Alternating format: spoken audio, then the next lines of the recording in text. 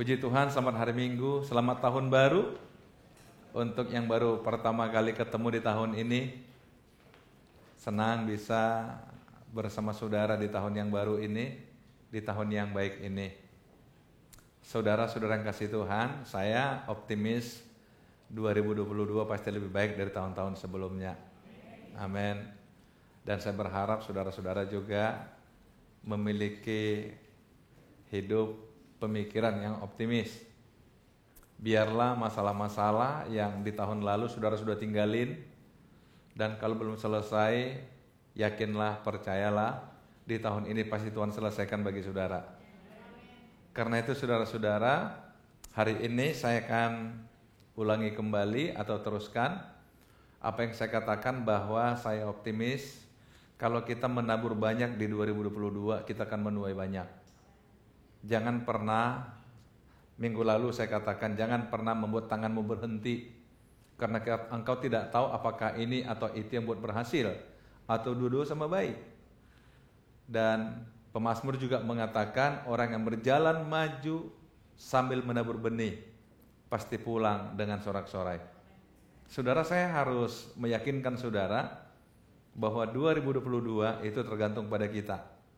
Kalau kita bekerja keras, kalau kita hidup benar di mata Tuhan, percayalah ada berkat-berkat yang luar biasa yang Tuhan berikan bagi kita. Hari ini masih dalam hubungan menabur dengan air mata. Kenapa mungkin ada yang bertanya, kenapa ya temanya tahun ini harus menabur dengan air mata? Air mata di sini adalah istilah saya bagi keberanian untuk tetap melakukan yang benar, sekalipun konsekuensinya itu nggak baik bagi saudara. Sekalipun konsekuensinya saudara akan diejek orang barangkali. Sekalipun konsekuensi dari menabur itu saudara akan dibully barangkali, atau dipersalahkan orang, sehingga saudara menjadi ragu-ragu dengan itu. Tapi saya ingin saudara optimis. Sekalipun orang menganggap saudara melakukan hal yang salah, tapi selama engkau merasa itu benar, berjalanlah maju terus. Amin saudara. Minggu lalu saya katakan nggak perlu melihat musim. Banyak orang lakukan apa nggak perlu ikut-ikutan, karena Tuhan selalu memberikan hal yang sangat khusus bagi anak-anaknya. Bahkan yang orang tidak berani menabur di tempat itu, kalau saudara yakin itu Tuhan suruh menabur, naburlah di tempat itu. Walaupun orang katakan itu bukan tanah yang subur. Oleh karena itu hari ini saudara, saya ingin mengajak saudara, salah satu tantangan dalam menabur adalah benih dirampas si jahat. Saudara mungkin berpikir kemana arahnya khotbah hari ini. Yuk kita sama-sama coba lihat. Ada satu perumpamaan yang Yesus sampaikan dalam Matius pasal 13. Ini sangat terkenal, perumpamaan tentang perumpamaan penabur. Nah sekarang kita masuk ke perumpamaan ini. Di dalam ayat 13 dan pasal 13 ayat 3 dan 4 dalam Matius pasal 13. Dan ia mengucapkan banyak hal dalam perumpamaan kepada mereka, katanya, adalah seorang penabur keluar untuk menabur. Pada waktu ia menabur, sebagian benih itu jatuh di pinggir jalan. Lalu datanglah burung dan memakannya sampai habis. Tentu kita semua paham dengan ini. Jadi orang menabur, mungkin saudara katakan, kok nabur di pinggir jalan? Iya, sepertinya orang ini sedang buat eksperimen ya. Sebagian benih jatuh di pinggir jalan. Akhirnya benih itu belum sempat tumbuh, sudah dimakan oleh burung sampai habis. Datanglah burung dan memakan sampai habis. Nah saudara, apa artinya ini? Di dalam ayat 18-19 Yesus memberikan pengertian tentang apa yang dimaksud tentang hal yang tadi itu. Karena itu dengarkanlah arti perumpamaan penabur itu.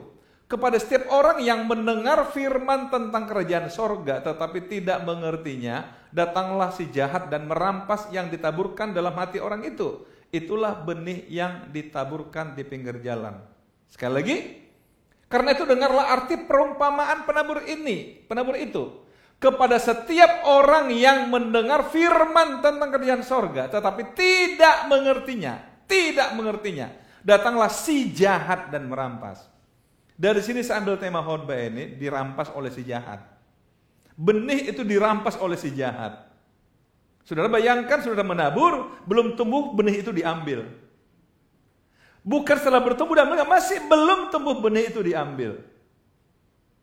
Saya coba umpamakan ini saudara investasi tetapi belum sampai kepada orangnya, dana itu hilang, kira-kira gitulah. Saudara coba tanam modal, tetapi modal saudara nggak sampai pada tujuan. Tentu ini menyakitkan, saudara. Tapi mari kita coba belajar. Mengapa Alkitab menganalogikan menabur ini dengan firman Allah? Saya sangat percaya Tuhan ingin mengatakan begini, bahwa kita manusia, sama seperti minggu lalu saya kata, kita nggak pernah tahu apa yang dilakukan Allah dalam dunia kita. Kita nggak pernah paham. Sama seperti orang menabur, saudara, kita nggak pernah paham bagaimana proses benih itu bertumbuh. Nggak pernah tahu. Itu misteri dari Tuhan. Karena itu saudara juga harus pahami, hidup ini juga banyak misteri di hidup ini. Karena itulah, karena ini misteri, Tuhan berikan perumpamaan tentang menabur. Saudara-saudara, mari kita coba belajar. Apa yang dikatakan Tuhan? Kenapa dianalogikan firman Allah di sini tentang masalah benih menabur? Kenapa? Saya coba buat ringkas ayat ini kira-kira seperti ini. Setiap orang yang mendengar firman tentang kerajaan sorga, tapi tidak mengertinya, datanglah si jahat dan merampas benih yang ditaburkan itu. Tidak mengerti di sini apa? Mendengar firman tapi tidak mengerti. Saudara, saya perlu katakan begini, kami di sekolah teologi, sekolah pendeta diajar bagaimana mengkomunikasikan firman Allah itu secara benar. Sehingga ada dua yang kami belajar di sana. Yang pertama, bagaimana mempelajari firman Allah dengan ilmu penafsiran, hermeneutika namanya. Tapi setelah itu, bagaimana menyampaikan firman Allah itu, yang disebut dengan homiletika. Itu kami belajar, berapa semester kami belajar itu, saudara. Kenapa? Karena memang ingin memastikan bahwa apa yang kita sampaikan itu benar. Tapi yang kedua, ingin memastikan juga bahwa apa yang kami sampaikan itu sampai kepada pendengar dalam sebuah komunikasi. Itu namanya khotbah, saudara. Jadi khotbah itu dua sisi itu. Bagaimana persiapan, mempersiapkan bahan khotbah itu. Yang kedua, bagaimana menyampaikan bahan khotbah itu. Tujuannya cuma satu, supaya jemaat mengerti. Jadi bukan hal yang mudah, saudara. Saya sebagai pendeta, saya berusaha. Saya terus belajar dan terus belajar dan terus belajar. Supaya firman yang diminta Tuhan disampaikan, itu saudara mengerti. Kenapa kita misalkan harus buat PowerPoint seperti ini? Kadang-kadang saya buat dalam bentuk gambar. Kenapa saya harus menjelaskan dalam bentuk penjelasan-penjelasan? Kadang-kadang melihat bahasa aslinya apa sih, dan memberikan contoh-contoh. Tujuan cuma satu, supaya saudara mengerti. Itu maunya Tuhan. Yesus pun melakukan hal yang sama, saudara. Yesus waktu mengajar pakai perumpamaan, betul? Tujuan cuma satu, supaya orang mengerti. Tuhan ingin firman-Nya dimengerti. Tuhan ingin firman-Nya dimengerti. Dan itu tugas kami untuk melakukan itu dari sisi kami. Tapi saudara, yang tidak kalah penting adalah dari sisi saudara sebagai jemaat. Saudara mau nggak mengerti? Satu contoh misalnya, bagaimana saudara bisa mengerti? Kalau sementara misalkan saya khotbah atau pengkhotbah di sini, saudara main handphone dengan yang lain dibicarakan. Bagaimana saudara bisa mengerti? Atau barangkali pikiran saudara nggak ada di sini. Bagaimana Anda bisa mengerti?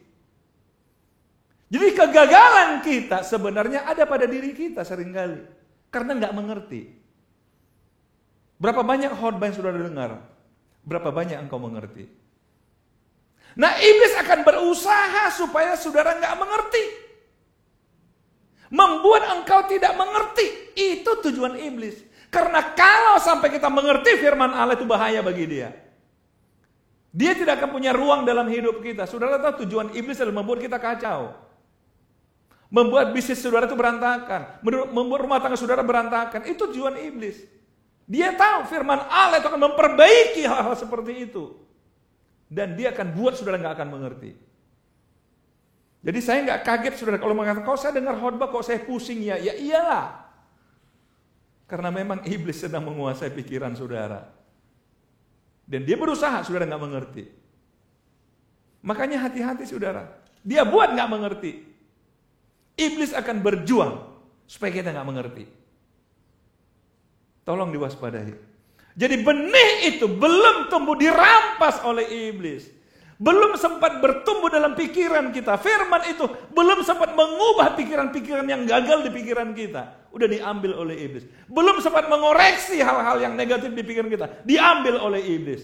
Sehingga kita pulang tetap dengan pikiran negatif. Bisa ditangkap saudara? Ini tujuannya merampas. Si jahat merampas. Si jahat ini adalah istilah untuk iblis dalam Alkitab. Si jahat. Sambil satu contoh. Ini contoh ini saya ulang-ulang gak apa-apa. Supaya saudara semakin paham. Lihat ketika Hawa di Taman Eden. Iblis datang dengan menyuntik suatu pada pikiran dia. Yang tadinya sudah dengar firman Allah yang mengatakan apa? Hei, semua pohon dalam taman ini boleh kamu makan. Hanya satu yang gak boleh, betul? Yaitu pohon pengetahuan yang badan jahat. Tapi ini dia putar. Tuhan bilang apa sama kalian? Semua gak boleh dimakan kan? Nah coba lihat, jadi putar.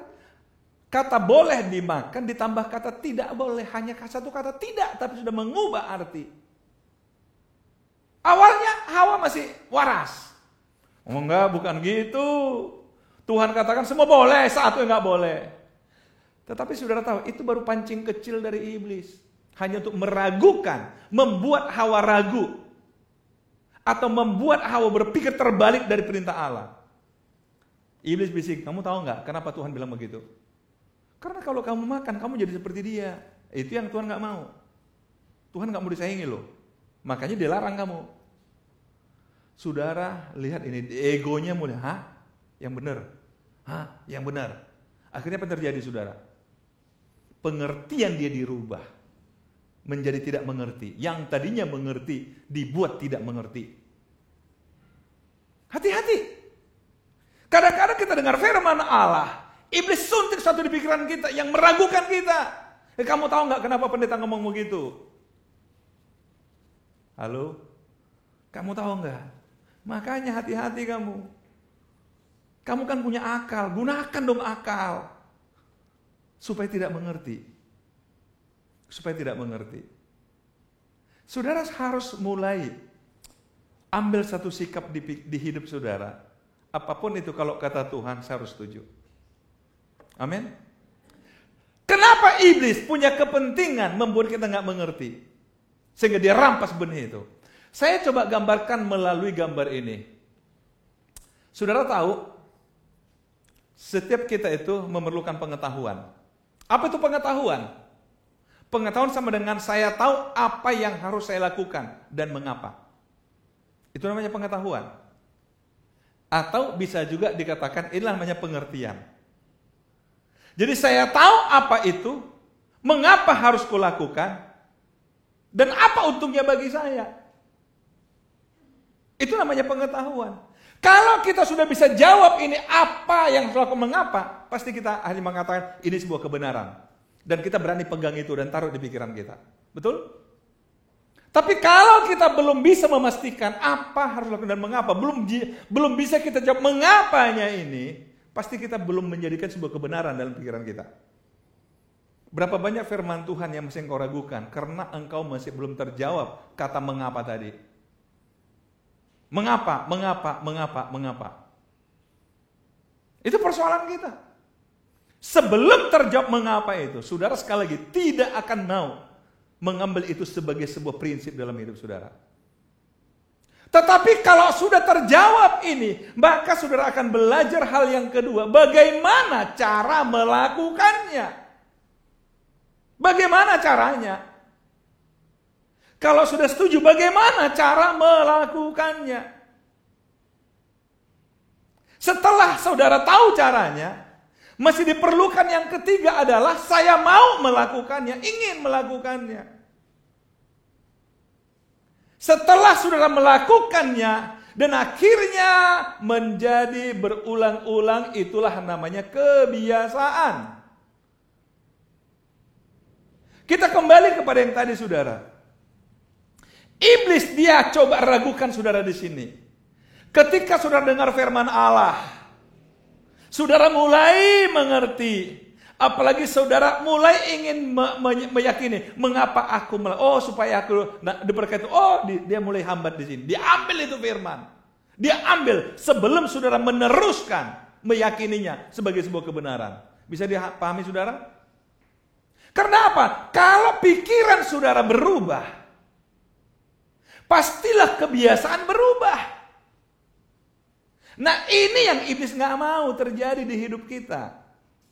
Dia ingin kita tetap pada kebiasaan yang lama, supaya dia tetap punya teman. Tolong disadari saudara. Saudara baca Alkitab, firman Allah itu ingin mengubah pikiran kita. Karena pikiran kita kan bersumber dari keterbatasan. Sementara pikiran Allah dari ketidakterbatasan. Saya kembali pada yang tadi. Coba lihat. Iblis sengaja menyuntik Hawa. Kau tahu nggak? Sebab kalau kau makan, kau jadi seperti Allah. Dia masuk kepada keterbatasannya, dibawa kepada level lebih tinggi. Tanpa dia sadari, mulai melawan Allah. Saudara lihat, iblis tahu kelemahan kita. Makanya dia buat kita nggak mengerti. Dia rampas itu firman Allah. Hati-hati. Berapa banyak sekali saudara ke gereja tapi pulang tanpa pengertian. Dan itu yang iblis mau. Karena itu mulai hari ini saudara harus punya prinsip. Saya tidak mau pulang tanpa pengertian. Saya nggak mau pulang tanpa pengertian. Saya tidak keberatan dan berapa kali juga terjadi. Beberapa jemaat juga hubungi saya, Pak, saya khotbah tadi agak kurang paham. Boleh jelaskan ulang sama saya? Saya jelasin kok. Saudara nggak usah ragu dengan itu. Itu tugas saya, itu tanggung jawab saya. Karena memang tujuan Tuhan, firman disampaikan untuk dimengerti. Saudara tahu, orang boleh mempertanyakan, kenapa sih Alkitab kita boleh terjemahkan? Ya karena tujuan Tuhan cuma satu, supaya kita mengerti. Nggak ada yang lain, supaya mengerti. Tuhan jadi manusia juga supaya kita mengerti kok kalau Tuhan itu ada. Betul? Para nabi juga pakai bahasa yang dipahami manusia kok. Supaya kita mengerti. Sebab Tuhan tahu, kalau kita mengerti pikiran Tuhan, ini yang memberkati kita, ini yang mengubah hidup kita. Ini yang mengubah kebiasaan kita. Kebiasaan kita. Jadi saudara kalau punya kebiasaan gagal, berarti harus dirubah dari pengertian dulu. Jadi mengubah seseorang saudara mulai dari pengetahuannya. Capek kita mengubah karakter orang, kalau tidak mulai dari pengetahuan. Saya dulu 96 ya, saya pertama ke Amerika itu dalam satu pelayanan. 2 bulan lebih mutar-mutar Amerika dengan tim. Satu ketika saya nginap di satu rumah. Sore hari tiba-tiba yang punya rumah saya lihat diambil rice cooker, kemudian dia taruh beras dalamnya. Setelah itu dia ambil sayur, dia cincang-cincang, masukin bersama dengan beras ke rice cooker. Kemudian dia ambil daging lagi, dia cincang-cincang, masukin lagi rice cooker. Terus saya waktu lihat itu, saya dekati dia, saya katakan, kamu ngapain? Dia bilang masak nasi untuk siapa? Untuk apa? Ya untuk kamu lah, kamu kan orang Indonesia, katanya 3 kali sehari wajib makan nasi. Terus saya bilang, loh kami masak nasi nggak begini caranya, terus gimana? Saya bilang ini rice cooker yang kami tahu, ini hanya untuk masak nasi. Terus dia bilang, jadi kamu makan cuma nasi aja, nggak pakai apa-apa? Gimana caranya? Enggak. Saya bilang ini sayur dimasak tersendiri, pakai namanya kuali. Ini daging dimasak tersendiri. Dia bingung. Capek kali kalian masak hanya untuk makan aja. Capek sekali. Karena apa? Dia pemikirannya seperti buat pizza, betul nggak? Diobok-obok semua jadi satu, masukin di oven, dia mandi, keluar mandi, udah selesai, tinggal makan pergi. Dia nggak paham kalau dapur kita ada kuali berbagai ukuran. Dia nggak paham ada panci berbagai ukuran. Halo? Dia nggak paham. Dia katakan, dia nggak bisa nangkap saudara. Kita masak berapa lama ibu-ibu hanya untuk makan? Berapa lama ibu masak? 1 jam, 2 jam? Makan berapa lama? Nggak imbang ya. Mereka nggak lebih lama masak sama makannya sama lamanya. Bagi mereka nggak paham. Karena apa? Mereka belum bisa nangkap. Karena itu bukan kebiasaan mereka. Tapi saudara tahu bule-bule yang di Indonesia juga ikut kita sekarang. Kenapa? Setelah berubah pengetahuannya, maka dia boleh belajar bagaimana caranya. Setelah itu dia ingin melakukannya. Ketika diulang-ulang menjadi kebiasaan. Saudara jadi nggak mudah mengubah pikiran, mengubah mindset itu nggak mudah. Mengubah paradigma itu nggak mudah. Nah ini yang iblis nggak mau kalau kita mengubah kebiasaan kita. Dari yang negatif menjadi yang positif. Dari kebiasaan yang buruk menjadi kebiasaan yang baik. Iblis nggak mau. Maka dia rebut itu benih.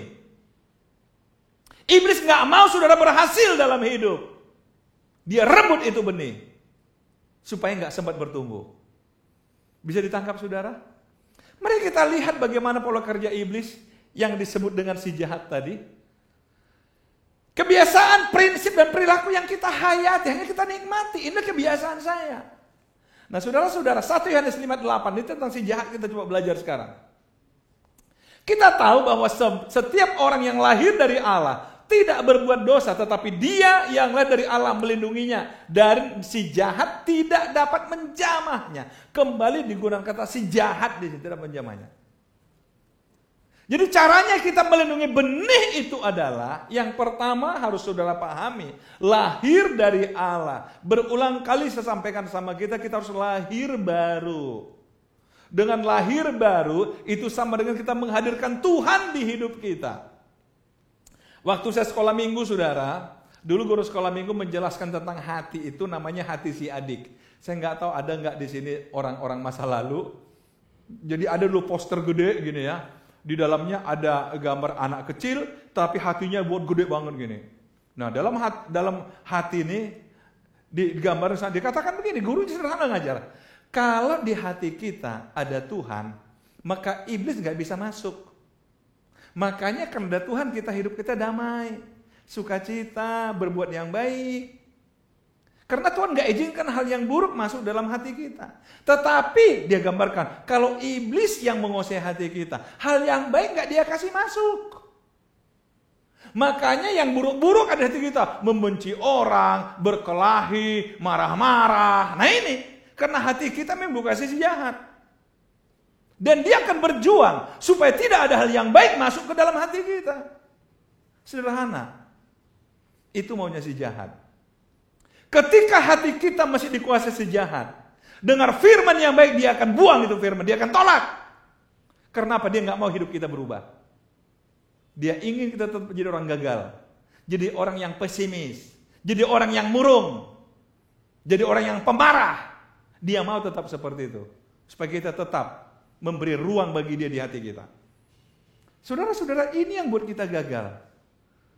Karena itu saudara, dikatakan di sini, lahirlah dari Allah. Supaya apa?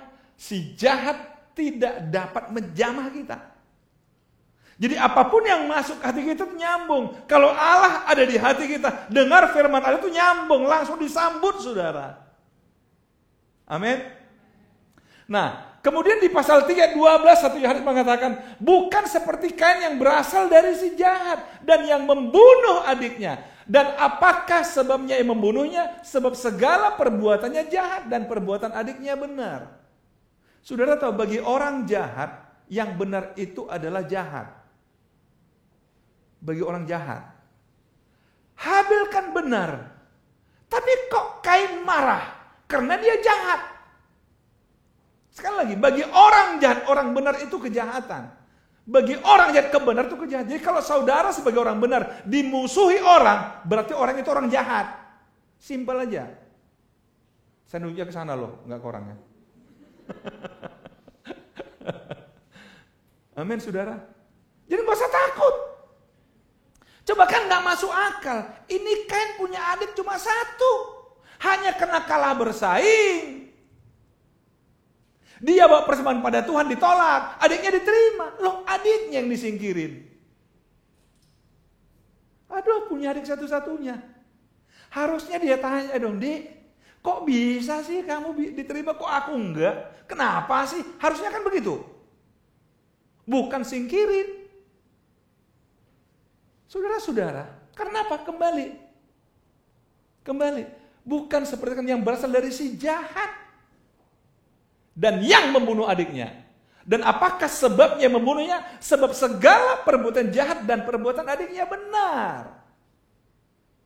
Ini sebabnya si jahat nggak suka hal yang benar.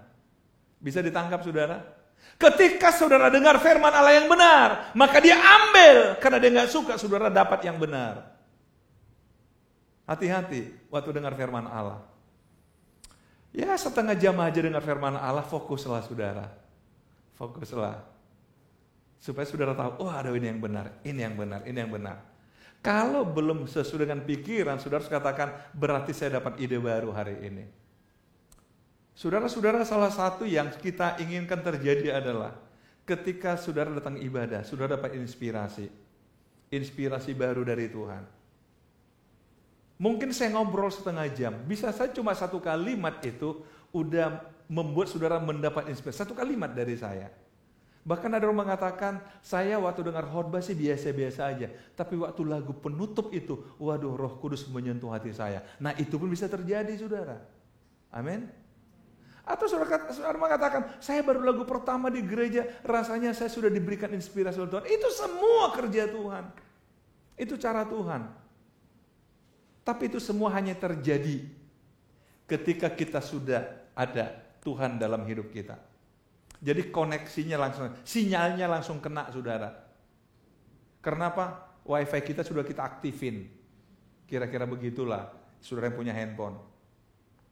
Begitu datang ke gereja, wah sinyalnya kuat banget, langsung sip nyambung. Saudara-saudara, ini yang kita inginkan. Kita harus tetap menyadari bahwa saya manusia terbatas. Saya punya perasaan terbatas, saya punya pikiran terbatas, saya perlu pikiran Tuhan bagi saya.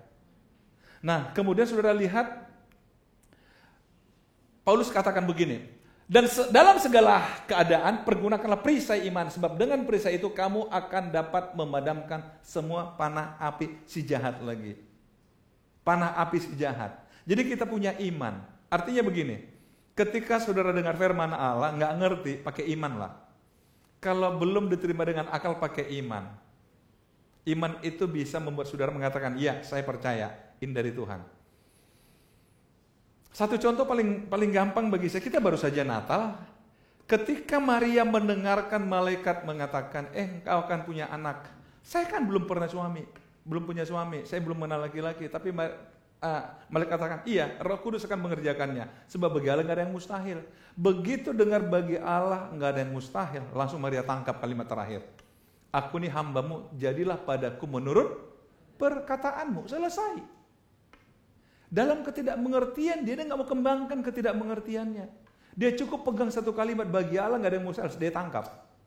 Jadilah padaku seperti itu. Ketika saudara dengar firman Allah yang bagimu nggak masuk akal, tapi saudara menginginkan itu terjadi, tangkap aja. Amin. Bagiku terjadi seperti itu Tuhan. Itu saudara lakukan. Jangan dikaji hanya mentah saudara. Benih itu diambil lagi sama si iblis. Disuntik pikiran negatif. Tapi lihat. Panah api jahat, perisai iman. Mari kita belajar dari Mazmur 1. Lihat. Tetapi yang kusukanya adalah Taurat Tuhan, dan yang merenungkan Taurat itu siang dan malam, ia seperti pohon yang ditanam di tepi aliran air. Saudara lihat, kesukaannya ialah Taurat Tuhan, firman Allah, dan yang merenungkan Taurat itu siang dan malam. Siang dan malam. Saya pengen tanya saudara, yang saudara renungkan siang dan malam apa? Kesusahan saudarakah? Nasib? Apa? Bangun pagi-pagi apa yang dipikirin? Ayo. Mau tidur apa yang dipikirin? Ayo. Makanya karena dipikiran yang negatif sepanjang hari sedih bawaannya. Malam-malam mau tidur pikiran negatif, akhirnya tidur terganggu. Mimpinya mimpi buruk. Apa yang direnungkan? Makanya tolong saudara, pagi-pagi bangun renungkan firman Allah. Renungkan saudara. Ya di samping misalkan khotbah minggu, kami kan berkomitmen, saya dengan Ibu Gembala, setiap pagi memberikan saudara firman Allah kan. Paling tidak ada perenungan lah pada pagi hari. Sekalipun saudara buka jam 12 siang, gak apa-apa lah. Jadi saudara yang belum masuk di grup RPCC, tolong daftar ke sekretariat, biar saudara dapat renungan. Atau saudara masuk aja di IG-nya kita, Instagram-nya, RPC Church Medan. Tujuan kita cuma satu, saudara. Supaya begitu saudara bangun, saudara mulai dengan firman Allah. Saudara mulai dengan firman Allah. Dan waktu malam, saudara bisa merenungkan lagi sepanjang hari. Dan bila perlu saudara buka satu ayat Alkitab, tidur dengan Alkitab itu. Dengan perenungan itu. Saya kira saudara pasti berkati Tuhan.